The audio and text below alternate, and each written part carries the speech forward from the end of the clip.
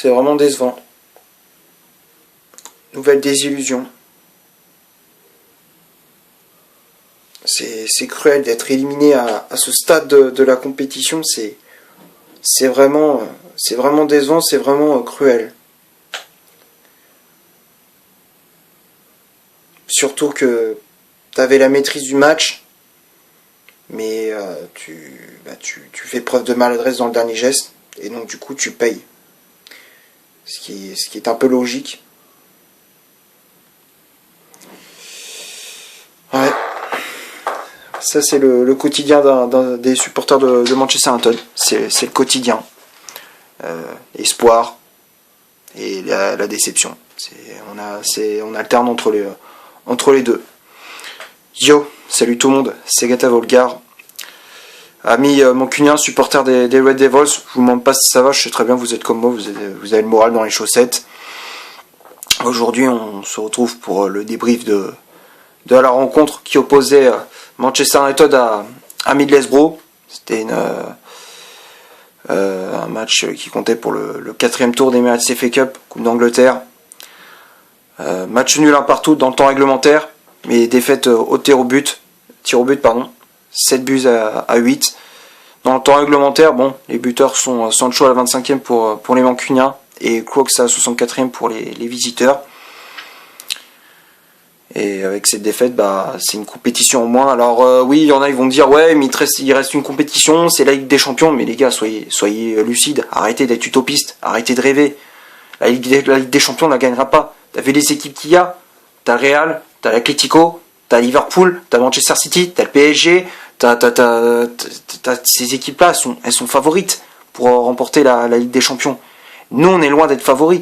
Déjà, la preuve, on n'arrive pas à gagner contre une des deux anglaises, contre l'Atlético. Je pense pas si on passe contre l'Atlético, je vous le dis franchement, si on passe contre l'Atlético, c'est un énorme exploit, c'est le bout du monde. Ah ouais, non, c'est là, sincèrement, je vois pas Manchester United passer contre l'Atlético. Même si bon, il y a un petit espoir, on espère gagner, mais faut être lucide, les gars, faut être lucide, on passera pas. Voilà, on passera pas. Après, pour revenir à ce match, pour parler du contenu de cette rencontre, alors oui, on a eu la maîtrise. Pendant tout le long de la rencontre, on a maîtrisé, mais on fait preuve de maladresse, à l'image du penalty de Ronaldo à la 19e, suite à une faute d'un des joueurs de Middlesbrough sur Paul Pogba qui faisait son retour.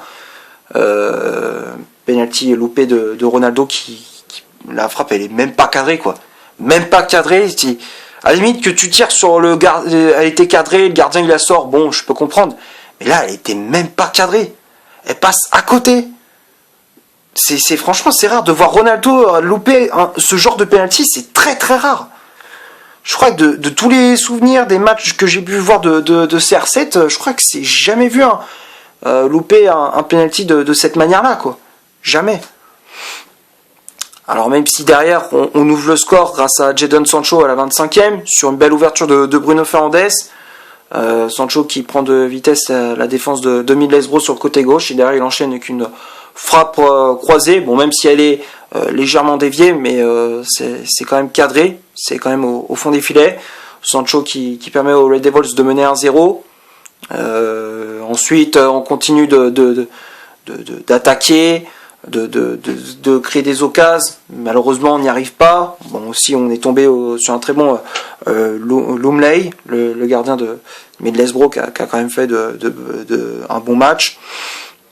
Ensuite Middlesbrough qui petit à petit commence à être de plus en plus dangereux, mais heureusement pour nous on avait un bon Dean Henderson, et ensuite à force de pas mettre les occasions au fond, on paye cash avec le but de Crooks à 64e sur une transversale côté droit, tout part de Jones sur le côté droit qui prend de vitesse la défense mancunienne et l'enchaîne avec un centre second poteau. Alors oui, cette polémique, moi personnellement, c'est vrai que ça m'a énervé, la main de comment il s'appelle déjà, je me rappelle plus le nom du joueur, faut que je le retrouve, c'est Watmore, ouais c'est ça, c'est Watmore qui avait contrôlé le ballon de la main. Alors ouais, on va dire c'est involontaire et tout, mais Maintenant avec le règlement, avec la VAR, enfin moi ce qu'il faut d'ailleurs c'est une grosse question.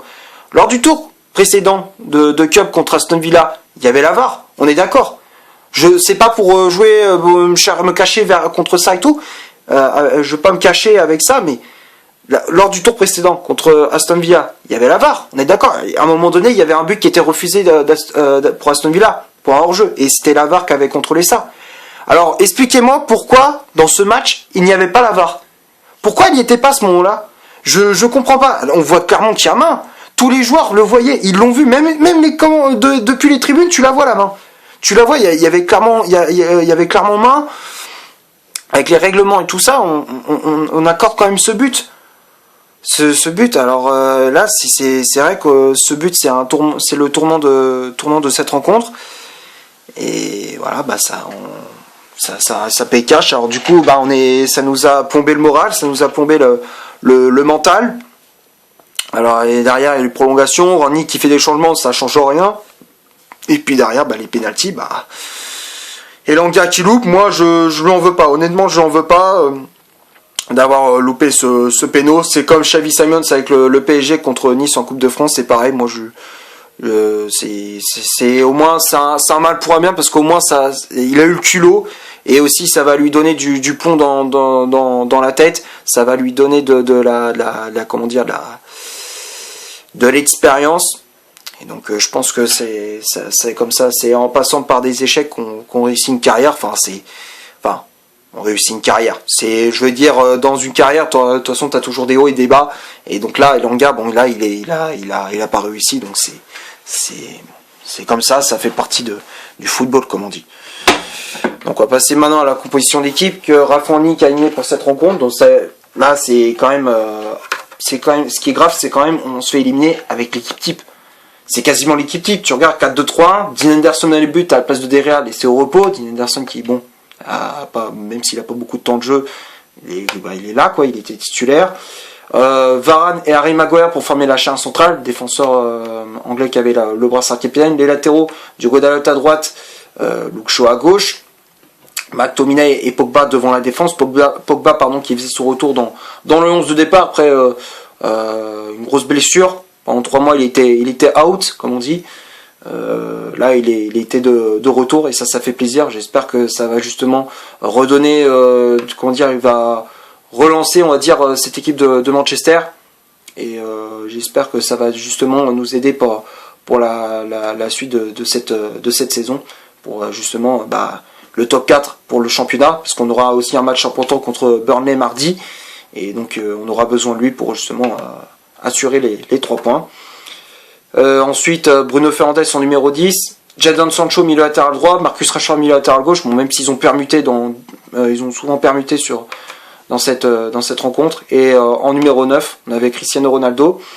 Comme je disais, Rangnick a fait les changements, l'entrée en jeu de Finn Jones dans les prolongations à la place de Raphaël Varane, Fred à la place de Pogba, Juan Mata à la place de Jadon Sancho, et Anthony Elanga à la place de Marcus Rashford. Bon, j'ai pas grand chose à dire pour la composition d'équipe. Bon, c'est vrai qu'on se fait éliminer avec le 11 type. C'est quand même chaud. C'est quand même chaud. Après les changements, j'ai pas trop compris pourquoi il a pas fait rentrer un joueur comme Matic au milieu de terrain pour justement apporter un peu plus de physique, parce que bon, si tu voulais juste garder le 1-0, c'est dans ce cas il fallait mettre un milieu de terrain en plus pour justement que ça soit plus solide derrière. Mais bon, ça j'ai pas trop compris. Il fait rentrer Phil Jones, pourquoi ? Fred, je ne sais pas non plus. Je ne comprends pas trop les choix de Rangnick.